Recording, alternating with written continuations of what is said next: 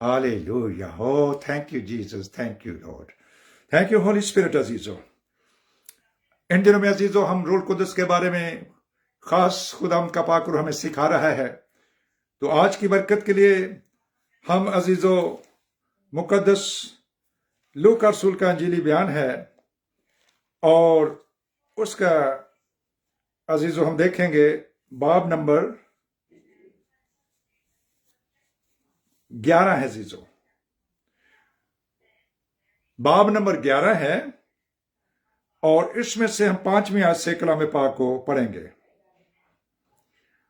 फिर उसने उनसे कहा, तुम में से कौन है जिसका एक दोस्त हो और वो आधी रात को उसके पास जाकर उससे कहे, ऐ दोस्त मुझे 3 रोटियां दे, क्योंकि मेरा एक दोस्त सफर करके मेरे पास आया है और मेरे पास कुछ नहीं कि उसके आगे रखूं।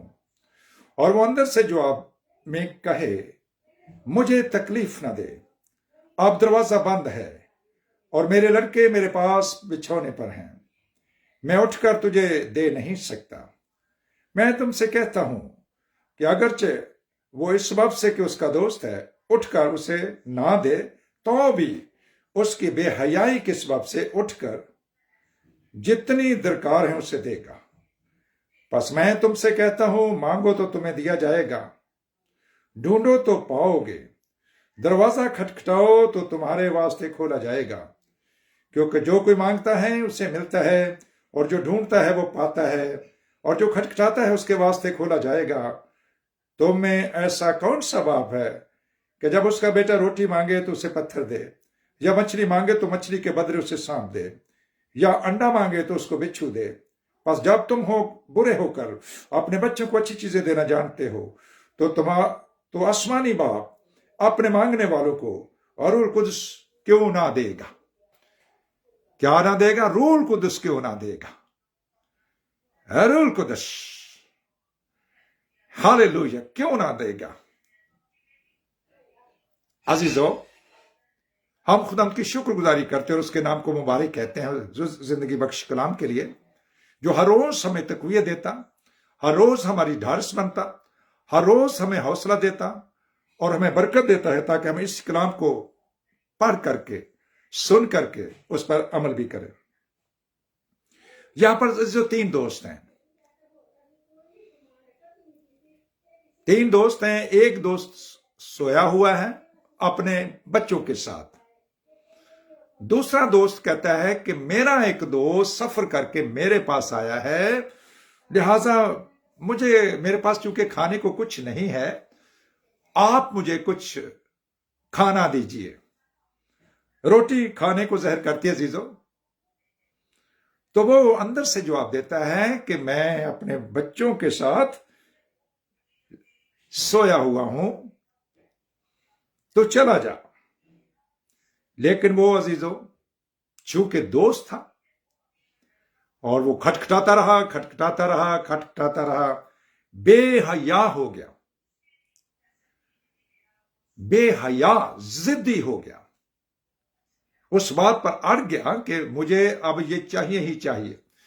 उसको ये भी पता था कि ये मेरा है दोस्त, अब बेशक वो किसी मुश्किल में है या उसके पास कोई उज़्र है, तो भी वो ऐसा कर सकता है और ऐसा करेगा। अजीजों, हम दीन मसीहत के रहने वाले जो लोग हैं, दीन मसीहत में हैं, हमें खुदा के कलाम के अंदर इन खाने पीने वाली चीजों के लिए मना किया गया है कि इनके लिए तुमने मांगना नहीं है। क्या खाना है, कहां पर रहना है, क्या पहनना है, इन चीजों की तलाश में गैर कौमें रहते हैं। अजीज बहन भाइयों, अगर मांगना है तो लिखा है रूल कुदस। क्यों रूल कुदस की जरूरत है? क्यों हमें चाहिए? क्यों यीशु मसीह ने 12 रसूलों को 11 को बुलाया, यरूशलेम में आओ और पाक रूल कुदस की बरकत को हासिल करो। उस आसमानी रोटी को, उस आसमानी दूध को, उस आसमानी गोश्त को, आसमानी शहद को वो लो, उसकी तुम्हें जरूरत है। उस रूहानी पानी की तुम्हें जरूरत है। अब अजीजों, आप सब जानते हैं कि ईद पैंतीकोस के दिन पाक रूह का नजूल जमीन पर हो चुका है और खुदावंद ने अपना रूह जमीन पर भेजा है। अपना रूह, खुदा रूह है, खुदावंद रूह है, यस्सु रूह है और मसीह रूह है। अब वो जमीन पर आकर हमारे दिल के अंदर रहना चाहता है और इसके लिए जो तरीका है वो बाइबल मुकद्दस के मुताबिक तीनों कुतुब मुकद्दस की आप स्टडी करें। आप प्रोटेस्टेंट बाइबल पढ़ें, आप कैथोलिक बाइबल पढ़ें, आप ऑर्थोडॉक्स बाइबल पढ़ें अजीजों। उसके अंदर एक ही तरीका है जिसके अंदर मुकद्दसा मां मरियम भी हैं और मसीह के दो भाई भी हैं, मुकद्दस याकूब और यहूदा, जिनके नए अहदनामे के अंदर खात लिखे हुए हैं अजीजों।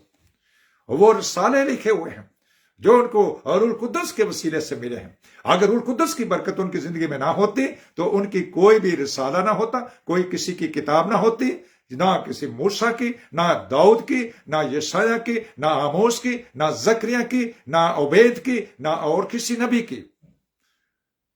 रूह कुद्दस की बरकत के वसीला से खुदा के रूह ने उन्हें इस्तेमाल किया और उन्होंने उन बातों को तहरीर किया। अब यहां पर एक मुसलसल जुस्तजू क्या तरीका है।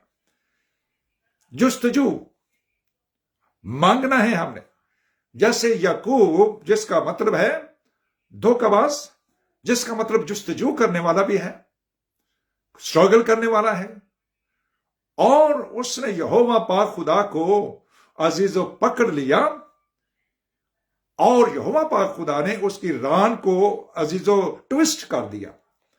जब ट्विस्ट किया तो वो लंगड़ाने भी लगा, तो भी अजीजों उसने कहा कि नहीं, जब तक तू मुझे बरकत नहीं देता मैं तुझे जाने नहीं दूंगा। सारी रात कुश्ती करता रहा। इधर भी खुदा, रात का टाइम है, रात के पहर में वो आया है शख्स, अपने एक दोस्त है, तमसील है अजीजों, किसी का नाम नहीं लिखा गया। कहने लगा कि मेरी यह जरूरत है और उसने पूरी कर दी। खुदा ने फरमाया कि तुम्हारा खुदावंद मांगने वालों को रूह कुद्दस क्यों नहीं देगा। उन्होंने अंडे का भी जिक्र किया, उन्होंने मछली का भी जिक्र किया, उन चीजों को भी कहा कि जो हमें जिस्मानी तौर पर भी चाहिए होती हैं, लेकिन उन्होंने खास तौर पर यह कहा कि मांगने वालों को क्यों नहीं रूह कुद्दस देगा। अब कुछ लोग कहते हैं कि मिलता ही नहीं है, हम तो मांगते हैं मिलता नहीं है। लेकिन अजीजों, हर चीज का एक वक्त भी है। आप मुसलसल मांगते रहें, दुआ करते रहें, रोजे रखते रहें, उठते बैठते चलते फिरते राह चलते, काम करते वक्त किचन में काम करते, घर का काम करते, खेत में काम करते, आप किसी और जगह पर हैं, किसी डिपार्टमेंट में हैं, आप टीचिंग में हैं, आप मेडिकल में हैं, किसी भी जगह पर आप ड्यूटी करें, आप पायलट भी हो सकते हैं, आप इंजीनियर भी हो सकते हैं, आप बड़ी से बड़ी किसी ओहदे पर भी फाइज हो सकते हैं, लेकिन दिल में दुआ करते रहें, दुआ करते रहें, दुआ करते रहें, और यकीनन ये दिल जो है पाक मसद से भर जाएगा। याकूब की तरह, इस दोस्त की तरह, ढीठ दोस्त है, जिद्दी दोस्त है, बेहया है। कहते हैं कि ये इसको हया ही नहीं है, कोई ढीठ बन जाए। जब दाऊद बादशाह नाचा अजीजो ऐद के संदूक के सामने, तो उसकी बीवी मेकल ने कहा कि क्या ये बांकों की तरह नाच रहा है। बेहया, बांका भी बेहया को कहा गया है अजीजो। और खुदावंद ने मेकल का जो रहम बंद कर दिया। वो साउल की बेटी थी। इसलिए अजीजों, हम खुदावंद के हुजूर में जब बैठ जाते हैं, नाचते हैं, दुआएं करते हैं, आंसू बहाते हैं, गिरफ्तारी करते हैं, तो वो हमारी अर्ज को सुन लेता है। इसी तरह से एक और मिसाल आपके सामने रखूंगा। मुकद्दस लूका रसूल का इंजीली बयान है और उसका अजीजो 18वां बाब है। मुकद्दस लूका 18वां बाब, और उसमें यह लिखा है, फिर उसने इस गर्ज से कि हर वक्त दुआ करते रहना और हिम्मत ना हारना चाहिए, उनसे यह तमसील कही कि किसी शहर में एक काजी था, ना वो खुदा से डरता, ना आदमी की कुछ परवाह करता था। और उसी शहर में एक बेवा थी जो उसके पास आकर ये कहा करती थी कि मेरा इंसाफ कर, मुझे मुदई से बचा। उसने कुछ अरसा तो ना चाहा, लेकिन आखिर उसने अपने जी में कहा कि मैं ना खुदा बाप से डरता हूं और ना आदमियों की कुछ परवाह करता हूं, तो अब इसलिए कि ये बेवा मुझे सताती है, मैं इसका इंसाफ करूंगा। ऐसा ना हो कि ये बार बार आकर आखिर को मेरा नाक में दम करे। खुदावंद यीशु मसीह ने कहा, सुनो ये बेइंसाफ काजी क्या कहता है, बस क्या खुदा अपने बरगजीदों का इंसाफ ना करेगा जो रात दिन उससे फरियाद करते हैं, और क्या वो उनके बारे में देर करेगा? मैं तुमसे सच कहता हूं कि वो जल्द उनका इंसाफ करेगा। तो भी जब इब्ने आदम आएगा तो क्या जमीन पर ईमान पाएगा? तो भी जब इब्ने आदम आएगा दूसरी आमद में, पहली आमद तो हो चुकी है अजीजों, अब दूसरी आमद में जब वो आएंगे तो वो लोग जो रूह के ईमान के अंदर होंगे, ईमान तो शयातीन भी रखते हैं और थरथराते और कांपते हैं, लेकिन ऐ निकम्मे आदमी, क्या तू नहीं जानता कि ईमान बगैर अमाल के मुर्दा है? अब्राहम खुदा पर ईमान लाया और ये उसके लिए रास्तबाजी गिना गया, और फिर उसके बाद उसे कहा गया कि तो उसके साथ अजीजों खलड़ी का अहद बांधा गया, 8 दिन के नर बच्चे के खलड़ी का अहद बांधा गया, जिसे खतना कहते हैं। ये पैदाइश उसके 17 चैप्टर में लिखा हुआ है चीजों। हालेलुया। अब हम तो इस जो गैर कौमें हैं इसराइलियों के अलावा, वो इस जिस्मानी खतरे को नहीं मानती हैं। अब बाइबल मुकद्दस में इसको दिल का खतना कहा गया, और दिल का खतना जो है इसके 2 हिस्से हैं, एक है पानी से पैदा होना और दूसरा रूह से पैदा होना। आपको रूह कुदस पहले भी मिल सकता है, याद रखें अजीजों। खुशी की बात यह है, हौसले की बात यह है, और उम्मीदी की बात यह है कि हमें रूह कुदस पहले भी मिल सकता है। लेकिन अगर मैं और आप इस बेवा की तरह ढीठ हो, जिद्दी हो, अपनी बरकत को चाहते हो, तो तब ऐसा मुमकिन है। हालेलुया। खुदावंद ने कहा, इस पूरे पैसेज को जब हमने पढ़ा है, तो क्या इब्ने आदम क्या जमीन पर ईमान पाएगा?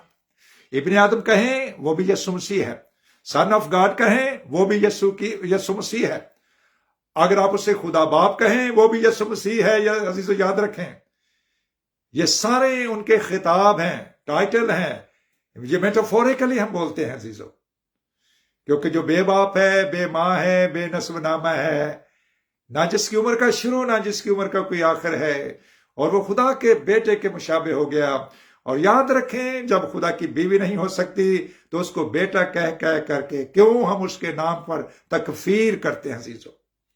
ये बात मुकद्दस पौलुस रसूल ने रोमियो के खत में लिखी है कि तुम्हारी वजह से गैर कौमें मेरे नाम के पर कुफ्र बकती हैं, तकफीर करती हैं, मेरी ब्लास्फेमी करती हैं।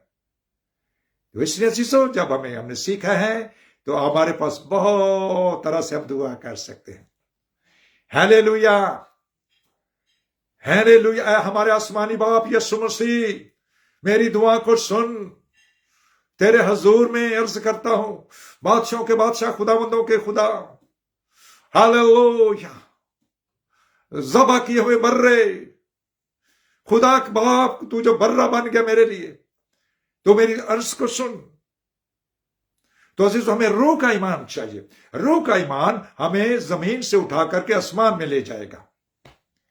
और इसके लिए आप पहला कुरिन्थियों और उसका 12वां चैप्टर पढ़िए, उसके अंदर लिखा हुआ है, और रूह कुदस के बगैर तो हम उसे खुदावंद भी नहीं कह सकते। और रूह का जो ज़हूर है वो हमें फायदा पहुंचाने के लिए। फायदा क्या है? इससे हमें हिकमत का कलाम, अलमियत का कलाम, शिफा देने की तौफीक, जिंदा ईमान, कब्रें खाली कर देने वाला, पहाड़ों को हटाने वाला, 3000 तो का 3 मिलियन लोगों को चेंज कर देने वाला, ओ हालेलुया, पानियों पर चलने वाला, पानियों को रोक देने वाला, हालेलुया, हवाओं को रोक देने वाला, फिजाओं को बंद कर देने वाला, आंधियों तूफानों को, ऐसा ईमान, रूह का ईमान, हालेलुया चाहिए हमें। पहले रूह कुद्दस होगा तो तब वो ईमान हमारी जिंदगी में पैदा होगा। मैं जमीन पर आग भड़काने आया हूं, अगर लग चुकी होती तो मैं क्या ही खुश होता। यह आग वो मेरे अंदर, आपके अंदर, हर एक अंदर देखना चाहता है। वो मां के पेट से भी बच्चों को भर सकता है, हालेलुया। हालेलुया। हम खुदा की शुक्रगुजारी करते, क्यों नहीं रूह कुदस देगा। ये वादा उसने सबके लिए किया है। तुम्हारे बुढ़े, तुम्हारे जवान, तुम्हारे बच्चे रूह से भर जाएंगे, गुलाम और लौंडियां, बंदे और बंदियां, सबके लिए रूह कुदस की बरकत है। फक्त अजीजों, मुझे और आपको उसके कलाम की ताबेदारी करनी है, उसके कलाम की शिनवा होना है और उस कलाम के मुताबिक चलना है, चुना कर देना।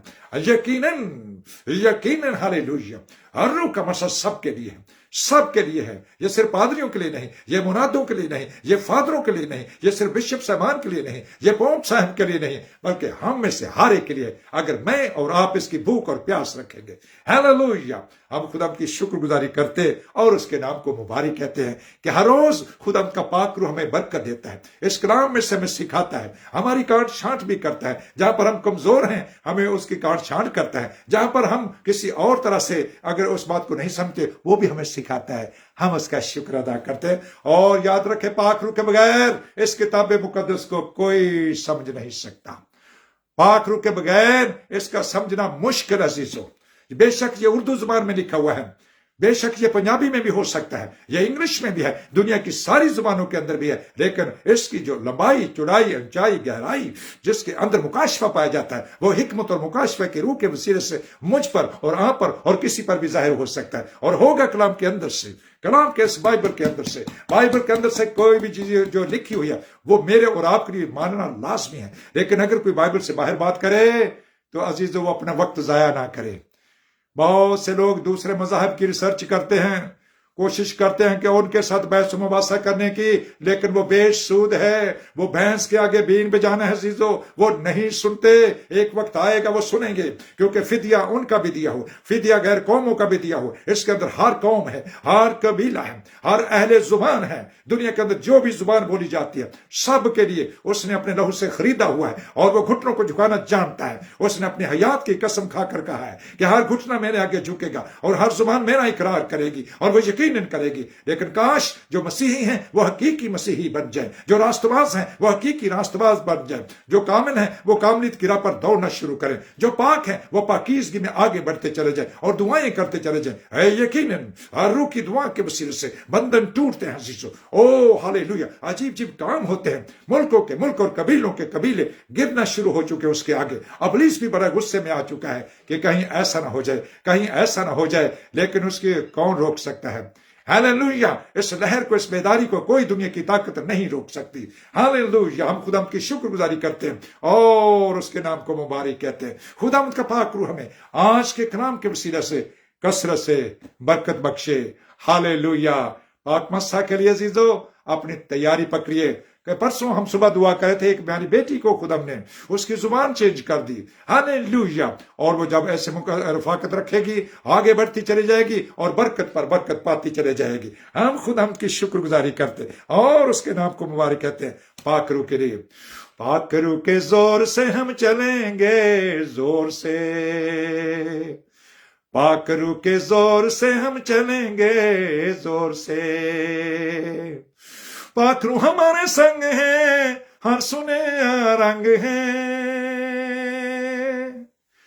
पाक रूह के जोर से चलेंगे, जोर से। आइए, let us walk of the Holi spirit, by the Holi spirit and for the Holi spirit.